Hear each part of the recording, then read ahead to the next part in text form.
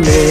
তুই পরের বাহু ডোরে আমার ভেতর যাচ্ছে পুরে তুই হিনা এই আমিটা তিলে তিলে যাচ্ছে মোরে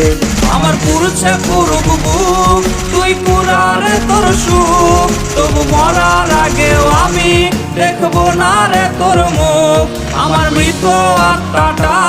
তোরে ডাকবে একদিন খুব আমি দেখবো সেদিন তুই ওরে কেমনে রবি চুপ